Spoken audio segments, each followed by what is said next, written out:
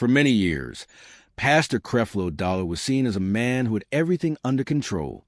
To millions of followers around the world, he represented confidence, success, and spiritual certainty. He stood on massive stages, spoke with calm authority, and preached a message that promised hope to people struggling with money, fear, and uncertainty. His sermons were broadcast on television, radio, and the internet, reaching homes across America, Africa, Europe, and beyond. To those watching from the outside, his life looked like proof that faith worked. He had influence, wealth, and a global following that few pastors could ever imagine. His words were delivered with confidence, and his appearance reflected success. Many believed he was chosen for a special purpose, a man blessed by God to lead others into prosperity. But behind this carefully built image, there were quiet questions that few people dared to ask out loud. As the years passed, cracks slowly began to form beneath the polished surface. While his public image remained strong, unseen pressures were building behind the scenes. Critics whispered that the message of endless prosperity was too simple for a world filled with suffering. Supporters, however, believed those critics lacked faith. They defended Dollar fiercely, saying that his success was not a mistake, but a reward for obedience and belief. Still, the tension continued to grow. The man who preached that faith could overcome all obstacles would eventually be forced to face challenges that faith alone could not silence. In recent years, painful truths began to surface, and the confidence that once seemed unshakable started to waver.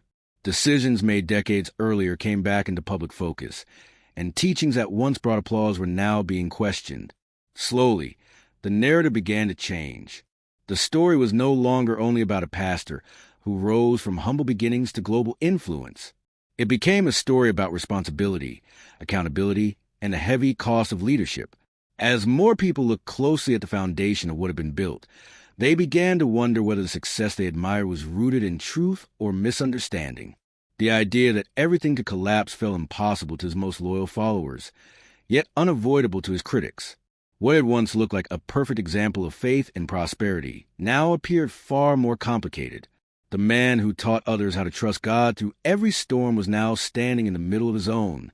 And for the first time, the possibility emerged that the empire he built might have been shaped by a belief that would one day be publicly challenged. This moment marked the beginning of a deeper conversation, not just about one pastor, but about power, belief, and what happens when spiritual authority goes unquestioned for too long. Creflo Augustus Dollar Jr. was not born into wealth, fame, or religious power. His story began far away from the bright lights of television studios and massive church buildings. He was born on January 28, 1962, in College Park, Georgia, a modest community where discipline, hard work, and faith shaped daily life. His father worked as a police officer, a job that required long hours and strict responsibility. His mother worked in the cafeteria at Kathleen Mitchell Elementary School, serving meals to students every day. At the time, this detail seemed ordinary, even unimportant. Yet years later, it would become a powerful symbol in Dollar's life story. Growing up, Creflo did not dream of becoming a pastor or preacher. Like many young boys, his dreams were focused elsewhere. He wanted to become a professional football player. Sports gave him confidence, direction, and a sense of purpose. He trained hard and believed that football would be his path out of a simple life and into something greater. That dream followed him into his college years when he enrolled at West Georgia College in the early 1980s. However, life took a sharp and unexpected turn. A serious injury ended his football career before it could truly begin. The sudden loss of his dream left him struggling emotionally and mentally. For the first time, he faced uncertainty about his future. During this difficult period, Dollar began attending Bible study meetings. At first, it was not because of deep spiritual passion. He simply needed something to fill the quiet and give structure to his life. Yet over time, something changed.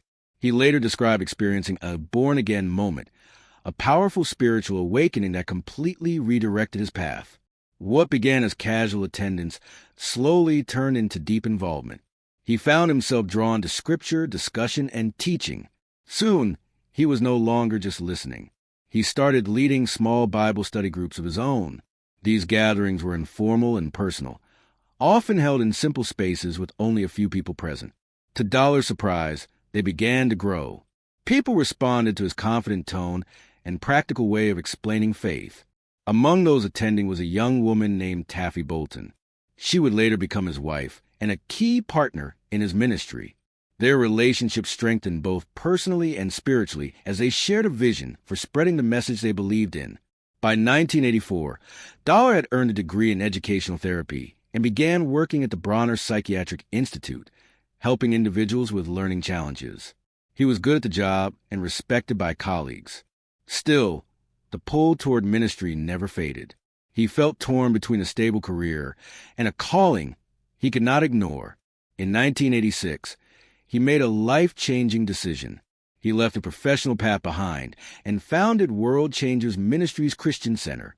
The first services were held in the cafeteria of Kathleen Mitchell Elementary School, the same place where his mother once worked and where he had once been a student during the school's early days of integration. Only 8 people attended that first service. There were no cameras, no large crowds, and no signs of future fame. Yet the message he delivered was clear, confident, and easy to understand. It focused on practical faith and personal improvement. Those early listeners felt something different, and word began to spread. What started as a small gathering in a school cafeteria would soon grow into something far larger than anyone present could have imagined. This humble beginning laid the foundation for a rise that would eventually attract both admiration and intense criticism. What happened next was a period of rapid and surprising growth that changed Creflo Dollar's life forever. The small group that met in a school cafeteria did not remain small for long. People who attended those early services began inviting friends, family members, and co-workers. They were drawn to Dollar's clear speaking style and his ability to connect faith with everyday life. Unlike traditional sermons that focus heavily on sacrifice and suffering, his message offered something different. He spoke about confidence, success, and the idea that God wanted believers to live well, not just survive. For many people struggling with bills, broken relationships, and uncertainty, this message felt refreshing and hopeful. As attendance increased, the ministry outgrew its original space.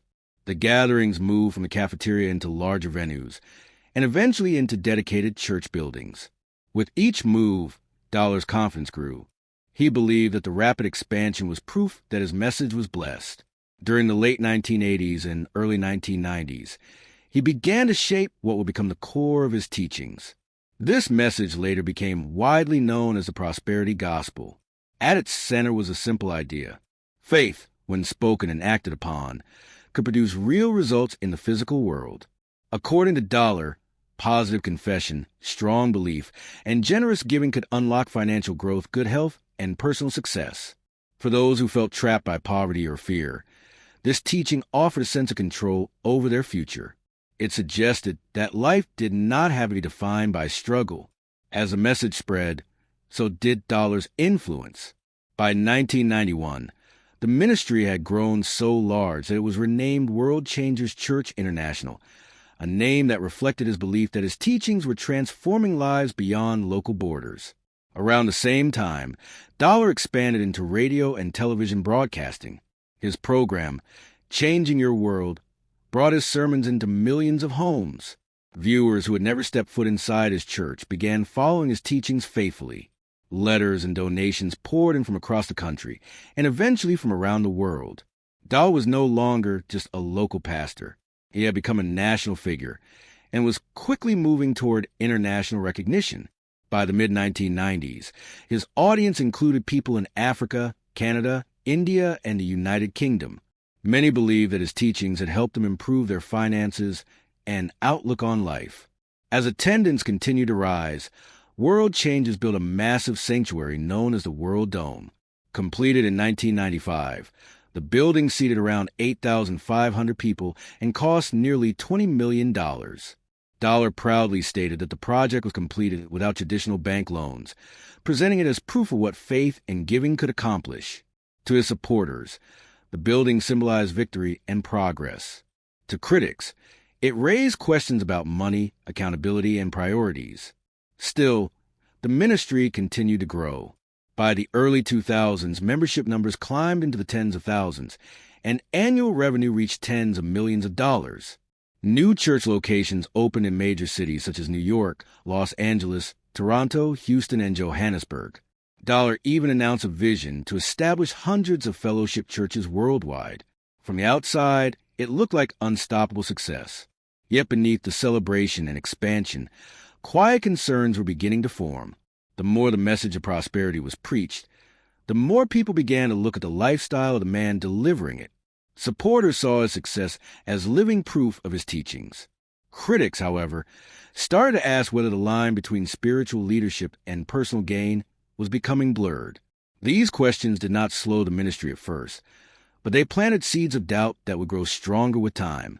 What appeared to be a powerful spiritual movement was also becoming something fragile. Built on a message that demanded careful examination, A.S. World Changers Church International continued to expand. So did public attention on Creflo Dollar's personal lifestyle. With growth came influence, and with influence came scrutiny. Dollar was no longer viewed only as a pastor by the wider public. He had become a public figure whose choices were examined far beyond the walls of his church. Supporters believed his success was evidence that his teachings worked exactly as promised. They saw his wealth as a sign of God's favor and a powerful testimony to the rewards of faith. Critics, however, saw something very different. They questioned whether the message of prosperity was creating hope or quietly placing heavy expectations on people who could least afford them. The contrast between Dollar's lifestyle and the financial struggles of many of his followers became impossible to ignore. In College Park, Georgia, where the church was based, many families lived on modest incomes. Yet Dollar's reported assets reflected a level of wealth usually associated with corporate executives rather than religious leaders. One of the most discussed symbols of this divide was his large estate in Fayetteville, Georgia. The property, valued at several $1 million, sat on over 100 acres of land and included a gated entrance, a large fountain, and luxurious features that ensure privacy and comfort. To critics, this home represented distance rather than success. They argued that a spiritual leader should live closer to reality of the people he served. Dollar rejected that view. He maintained that his lifestyle was not a result of greed, but a reflection of God's blessings. He often preached that believers should never feel ashamed of success. In his view, poverty was not a sign of humility, and wealth was not a sin. This belief became deeply embedded in his ministry. Alongside the Fayetteville estate, reports surfaced about other expensive properties, including a high-rise condominium in New York City and additional homes in other states. His collection of luxury vehicles, including high-end Rolls-Royce cars, further fueled public debate. To some followers, these possessions inspired confidence. They believed that if their pastor could achieve such abundance, then they could too by following the same principles of faith and giving. To skeptics, the pattern raised red flags. They questioned whether church donations were being used responsibly and whether transparency was being avoided. As attention grew, watchdog organizations began examining the financial practices of Dollar's ministry. Groups focused on church accountability criticized World Changers for refusing to release detailed, audited financial statements. Ministry Watch, a well-known church watchdog organization, gave the ministry low ratings for transparency, arguing that donors deserved to know how their contributions were being used. These concerns attracted even greater attention when the United States Senate Finance Committee launched an inquiry into several high-profile televangelists, including Dollar. The investigation focused on whether ministry funds were being used for personal enrichment. Dollar refused to provide financial documents, stating that the government had no authority to examine church records. Legally, he faced no charges, and the investigation ended without formal action. However, the public impact was significant. For the first time, Dollar's image as an untouchable spiritual leader was visibly shaken. The conversation shifted from admiration to accountability. Supporters continued to defend him, saying that religious freedom was under attack. Critics argued that faith should never be used as a shield against basic transparency. The divide between belief and skepticism grew wider. While the ministry continued to operate and expand, the trust that once surrounded it began to erode. The message that built a global following was now being questioned not just for its theology, but for its real-world consequences. This growing tension set the stage for a moment that would bring Dollar's lifestyle and teachings into the center of a national controversy. one that would challenge even his most loyal supporters, by the mid-2010s. Creflo Dollar was already a well-known and often controversial figure, but nothing drew public attention quite like the private jet campaign that erupted in 2015. At the center of the controversy was a fundraising project called Project G650. Through his ministry, Dollar asked supporters to help raise money to purchase a Gulfstream G650 private jet, an aircraft valued at approximately $65 million. The request shocked many people, including longtime followers who had defended him through previous criticism. Dollar explained that the jet was not a symbol of luxury, but a tool for ministry. He claimed that his older aircraft, a Gulfstream G3 built in the 1980s, had suffered serious mechanical failures, including an engine problem over the Pacific Ocean and an issue during takeoff in London. According to Dollar, flying commercial was not practical because airlines did not operate on what he described as God's schedule. He argued that a newer, more advanced jet would allow him to travel safely and efficiently to preach around the world. The fundraising plan asked 200,000 people to donate $300 each. Once this information became public, the reaction was immediate and intense. Social media platforms quickly filled with criticism, disbelief, and satire. News outlets picked up the story, and what might have remained a church matter turned into a national conversation. Aviation experts questioned the ministry's claims, especially statements suggesting the jet will be used to transport large amounts of food and supplies for humanitarian missions. Experts pointed out that the aircraft's cargo capacity did not match those claims. Critics asked why a pastor would need one of the most expensive private jets in the world, when smaller, less costly options existed. They also questioned the ethics of asking people with modest incomes to contribute to such a purchase. Even within the Christian community, the campaign caused discomfort. Some religious leaders spoke out, arguing that the message being sent did not reflect humility or service. Gospel artist Kirk Franklin publicly criticized the idea that wealth was proof of faith, calling it a sign of misplaced priorities. As pressure mounted, the fundraising webpage was quietly removed. However, Dollar did not retreat from his position. In a sermon delivered shortly after the backlash, he defended his vision with strong language. He told his congregation that no one could stop him from believing God for a $65 million plane, and that he would continue to dream until the return of Christ. Inside the church, the statement was met with loud applause. Outside the church, it fueled further anger and disbelief. The contrast between the loyalty of his followers and the outrage of the public became sharper than ever. Although the jet was not purchased through the original campaign, Dollar later acquired private aircraft through other means. By then, the damage had been done. For many people, the jet became a lasting symbol of excess and entitlement. It represented everything critics believed was wrong with the prosperity gospel. The controversy revived earlier concerns raised by government investigations and watchdog groups. It also changed how many neutral observers viewed Dollar's ministry. What had once seemed like bold faith now appeared to some as unchecked ambition. The jet controversy marked a turning point. It was no longer just about theology or interpretation of Scripture. It became a broader question about leadership, responsibility, and the boundaries between faith and personal desire. As scrutiny intensified, another deeply personal event would soon push Dollar into an even harsher spotlight, one that no amount of preaching could control. Even as Creflo Dollar's ministry reached new heights, his personal life faced serious challenges that the public soon learned about. In June 2012, an incident occurred that brought him into the legal spotlight and dramatically affected his reputation. According to reports, Dollar was involved in an altercation with his 15-year-old daughter at their home in Fayette County, Georgia. The situation escalated after a disagreement about attending a party. His daughter claimed that during the confrontation, Dollar choked her, wrestled her to the ground, punched her, and even struck her with a shoe. Officers who responded documented a scratch on her neck and took statements from those involved.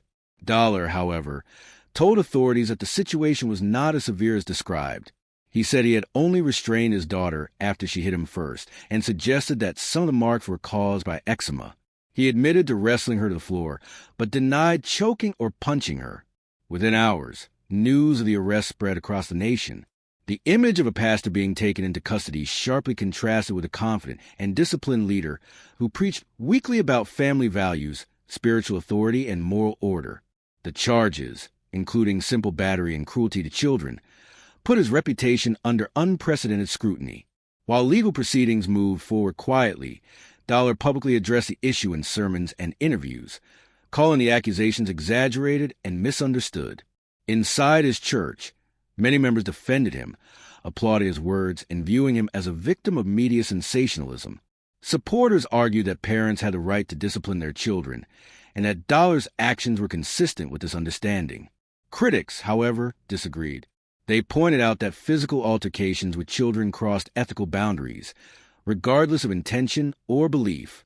The incident highlighted a deeper tension between public image and private reality.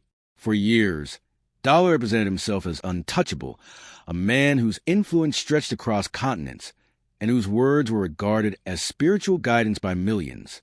Suddenly, questions arose not about his theology, but about his behavior as a parent and leader. Even some loyal followers privately wondered what happened behind the carefully constructed image of authority. While the legal outcome favored Dollar, charges were eventually dropped after he completed a court-ordered anger management program. The reputational damage lingered. Newspapers, websites, and online forums analyzed the story extensively, and